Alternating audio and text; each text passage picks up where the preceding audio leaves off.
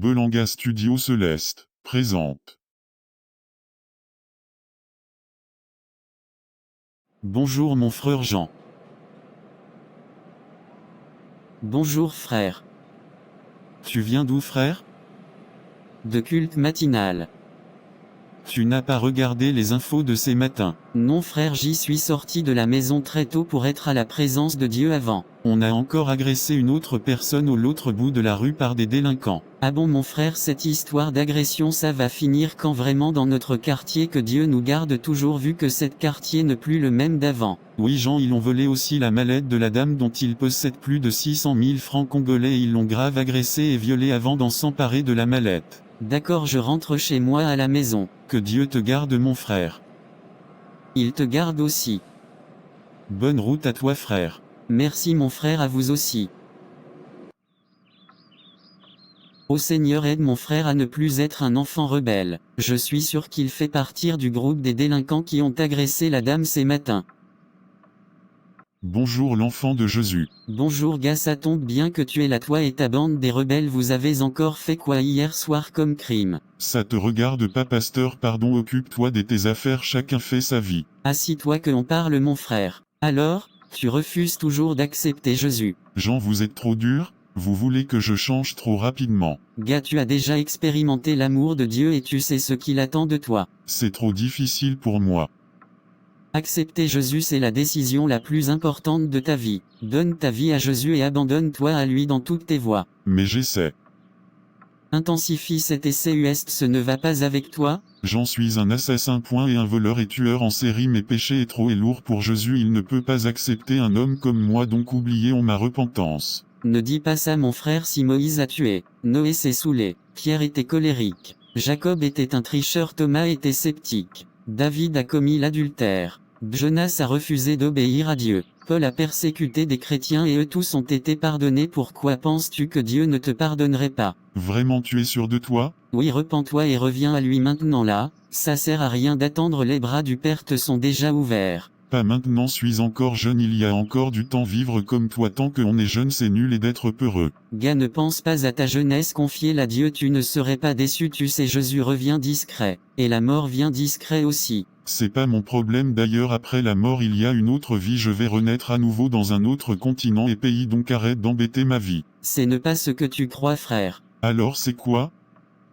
Quand nous mourrons, notre esprit et notre corps se séparent. Même si notre corps meurt, notre esprit, qui est l'essence de ce que nous sommes, continue de vivre. Notre esprit va dans le monde des esprits, qui est divisé en paradis des esprits et en prison des esprits. Pour les esprits qui ont mené une vie juste, le paradis est un lieu de repos où ils se reposeront de toutes leurs difficultés, et de tous les soucis, et de toute tristesse. Alors ceux de prison des esprits. Pendant que les justes se reposeront, ceux qui étaient pécheurs dans cette vie se retrouveront dans la prison des esprits, souvent appelée l'enfer, un feu qui ne s'éteint pas, ou encore là où seront les pleurs et les grincements de dents. D'ailleurs moi je crois pas à tout ça, oublions seulement. Repens-toi mon frère, la fin est proche. Tu crois vraiment à un Dieu qui n'existe même pas? Jésus est vivant, il existe réellement, il exauce mes prières. Vraiment tu crois à un Dieu que tu ne vois même pas? Arrête de jouer à l'incrédule. Ne me parle plus de ton Dieu, laisse-moi vivre ma vie de ma façon. D'accord, merci pour ta réponse. Je voulais juste te rappeler, après la mort il n'y aurait pas de repentance. Michael, je te cherche, tu es toujours là. Amène-toi vite, il fait déjà 22 heures. Il y a encore quoi, gars? T'as oublié notre boulot ou quoi? Un voleur ne dort pas la nuit. On doit maintenant opérer, il y a une nouvelle famille au cartel façon, je vu leur dar, ils sont riches, c'est le moment des leur souhaite le bienvenu. Toi avec des recherches tu es champion. Ils vont regretter de s'installer à ton de l'eau. On y va. Ô Seigneur, aide mon frère. À toi, Seigneur plein d'amour pour les hommes, je m'adresse au nom de mon frère et ma famille, car aider mon frère de ta grâce, je veux que mon frère commence à te servir. Assiste mon frère en tout temps et en toutes choses. Préserve gars de toute séduction de ce monde, comme de toute influence du démon. Sauve mon frère et ouvre gars l'accès de ton royaume éternel, car tu es mon créateur, la source et le dispensateur de tout bien. En toi repose toute mon espérance et je te rends gloire maintenant et toujours et au siècle des siècles. Amen. Bonjour monsieur, je suis l'inspecteur Larson. Bonjour inspecteur, en quoi puis-je vous aider? C'est toi Jean Catoto? Oui, c'est moi, il y a un problème? Mon frère, calme-toi, c'est juste que... Quoi?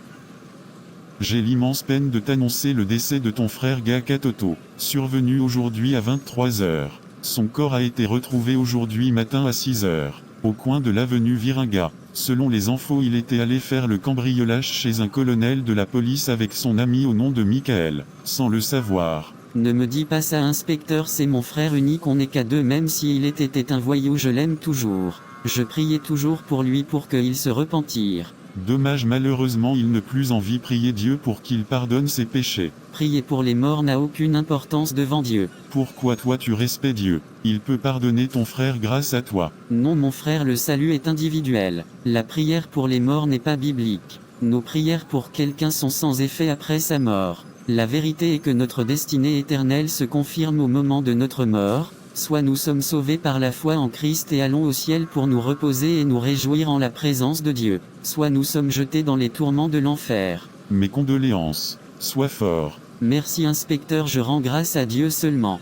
Quoi? Ton frère est mort, mais tu rends grâce à Dieu. Tu te réjouis pour sa mort. Je me réjouis pas, c'est Dieu qui donne. Et c'est Dieu qui reprend, et dans la Bible, dans les Écritures d'Éphésiens 5:20 nous dit: rendez continuellement grâce pour toutes choses à Dieu le Père, au nom de notre Seigneur Jésus-Christ. Ah oui, d'accord, je te comprends maintenant mon frère. Merci inspecteur.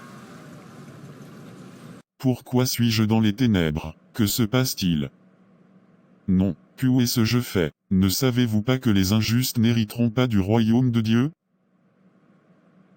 Mon Dieu, je me repens de tout mon cœur de tous les péchés que j'ai commis, je les déteste tous, parce que vous détestez le péché. Pardonnez-moi au nom de Jésus-Christ, mon Sauveur et votre Fils. Aidez-moi à ne plus vous offenser et à ne plus mériter votre colère. Il n'y a pas de repentance et de rédemption possible après la mort. Pourquoi mon ange?